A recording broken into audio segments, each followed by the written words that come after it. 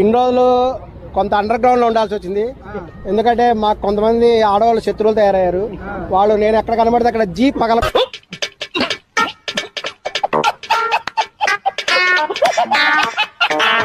కొడతా అని చెప్పేసి వీడియోస్ పెట్టడం జరిగింది. వాళ్ళకు భయపడి మేము కొంతకాలం అజ్ఞాతంలో ఉండాల్సి వచ్చింది. పెద్ద ప్లానింగే ఆమె జీప్ పగల కొట్టకుండా మేము తగిన జాగ్రత్తలు తీసుకున్నాం. అందువల్ల కొంతకాలం కనపడలేదు. బాబు చెప్పేసుకుంటున్నాడు. ఆయన గురించి ఆయన తెలిసినంత మనకు ఎట్లా ఉంది ఆంధ్ర పరిపాలన, కూటమి పరిపాలన ఎట్లా అనిపించింది మీకు? ఆంధ్ర పరిపాలన బ్రహ్మాండంగా ఉంది. నిజమా అనేటట్టుంది తెలుసా? ఏంటిది? చాలా బ్రహ్మాండంగా పరిపాలన చేస్తున్నారు. చక్కగా అక్కడ నేరస్తులు అనే వాళ్ళందరూ కూడా చక్కగా సూసైడ్ కూడా చేసేసుకుంటున్నారు. హలో బ్రదర్, ఓకే నువ్వేం మాట్లాడుతున్నావు అర్థమవుతుంది. లా అండ్ ఆర్డర్ చాలా కంట్రోల్లో ఉందని కూడా అనిపిస్తుంది. మరి రాంబాబు గారిని జైల్లో పెట్టారు కదా, ఎలా అనిపించింది మీకు? రాంబాబు గారు ఆయన కావాలనే జైలుకి వెళ్ళారు. కావాలని ఎందుకంటే జైలుకి వెళ్తే వాళ్ళు ముఖ్యమంత్రి అవుతారు లేదంటే పెద్ద మినిస్టర్ అవుతారు అని ఒక సెంటిమెంట్ ఉంది. అందుకని అంబటి రాంబాబు గారు కావాలని అరెస్ట్ అయ్యాడు. ఎందుకంటే అతను యాక్చువల్గా అరెస్ట్ అవ్వాల్సిన అవసరం లేదు. అతను అరెస్ట్ అవ్వడానికి కారణం ఏంది? ఓ పెద్ద ఫ్లెక్సీ పెట్టారు. ఆ ఫ్లెక్సీ తెలుగుదేశం పార్టీ వాళ్ళు పెట్టారు. పెట్టి డ్రామాలు దయచేసి ఆపండి, ఈ నాటకాలు భరించలేకపోతున్నాయి. అప్పుడు రాంబాబు ఏం చేసి ఉండాలి? ఆయన 2 ఫ్లెక్సీలు పెట్టచ్చు కదా ఎదురుగా. ఎందుకు పెట్టలేదు? ఆలోచన ఎందుకు రాలేదు అంబటి రాంబాబు గారు? ఇది గుర్తుపెట్టుకో, తర్వాత మాట్లాడుకుందాం. వీళ్ళు ఒక ఫ్లెక్సీ పెడితే వాళ్ళు 2 ఫ్లెక్సీలు పెట్టాలి ఎదురుగానే.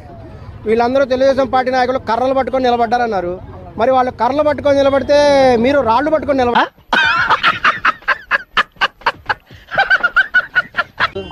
అలా చేయకుండా అక్కడికి వెళ్ళేసి మొత్తం చించేస్తాను పీకేస్తానని చెప్పి అక్కడికి వెళ్ళాడు. ఆడికి వెళ్ళిపోయి వాళ్ళ అమ్మ కొడుకు కిమ్ కొడుకు ఏదో మాట్లాడాడు. మరి మాట్లాడితే ఊరుకుంటారా? నోరు మూసుకొని ఉండకుండా నా కింద నేనే మంట పెట్టుకున్నాను. చక్కగా తీసుకెళ్లారు. ఆయన సంతోషంగా జైలుకి వెళ్ళాడు. కాకపోతే అక్కడ దోమలు కొడుతున్నాయని ఇబ్బంది పడుతున్నాడు. మరి తగ్గేదే లేదంటున్నాడు కదా కోర్టుకి వెళ్ళేటప్పుడు, దాని గురించి ఏమంటారు? అవును, తగ్గేది లేదంటాడు. ఎందుకంటే ఆయన అంతకుమించి చేసేదేం లేదు కాబట్టి. కరెక్ట్, ఇది కరెక్ట్ గా చెప్పేవయ్యా. ఈ రోజుల్లో చట్టం అనేది అందరికీ తెలుసు. బెయిల్ రావాలంటే పరిస్థితి ఏంటో అందరికీ తెలుసు. ఆయన కూడా చక్కగా కూడా అక్కడ కొంతకాలం ఉంటే అదొక దాన్ని ఏమంటారు వెకేషన్స్కి వెళ్ళినట్టు. వీడు ఈ టైప్ లో తగిలేంటి? ఏదో చేసి పంపించకపోతే తర్వాత అడుక్కు తినాలి. అవునండి, టీ ఖర్చు పెడతారు. రీజన్ కూడా చూశాను. బిల్ గేట్స్ గారికి ఒక మైసూర్ బోండా ఒకటి ఇచ్చారు. ఆయన దాన్ని సగం తిని మిగతా సగం జేబులో వేసుకున్నాడు.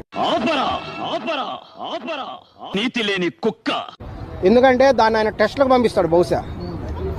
అది ఏంటి, అందులో ఇంగ్రీడియంట్స్ ఏంటి? అవును, అవకాశం ఉంది. ఇంగ్రీడియంట్స్ ఏంటి ఆయనకు బాగా నచ్చి ఉండొచ్చు టేస్ట్.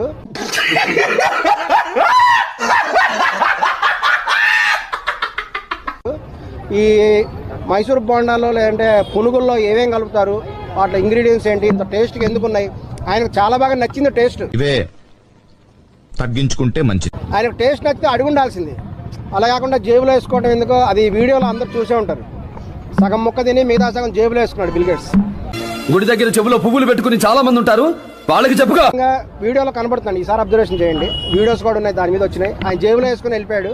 మరి ఆ పునుగుల్ని ల్యాబొరేటరీ పంపించి దాని మీద మైక్రో రీసెర్చ్ ఏమైనా చేస్తారో తెలియదు. నేను కూడా షాక్ లో ఉన్నా, జెన్యున్లీ నేను కూడా షాక్ లో ఉన్నా. అరే ఇలా అయింది. ఏదైనా ఆయనకు మటుకు బాగా నచ్చింది. ఇండియాలో ఫుడ్ బాగా నచ్చింది. ఇక్కడ మంచి ఆనియన్స్, తర్వాత టేస్ట్ బాగా నచ్చినాయి కాబట్టి బిల్ గేట్స్ ఖచ్చితంగా హైదరాబాద్కి వస్తాడని భావిస్తాను. నాతో చెప్తే చెప్పావు కానీ ఎవరితో చెప్పకు, ఎవరు నమ్మరు. అలాగే బొత్స సత్యనారాయణ గారు తెలుసా? మరి ఆయన ఏంది బిస్కెట్ బదులు పాల ప్యాకెట్ చూపిస్తున్నాడు అంటున్నారు, ఏమంటారు దాని గురించి? బిస్కెట్ బదులు ఎవరికి? నెయ్యి బదులు బిస్కెట్ ప్యాకెట్ చూపిస్తున్నాడు అంటారు మీడియా. నేను ఇంటికి వెళ్ళిపోతాను.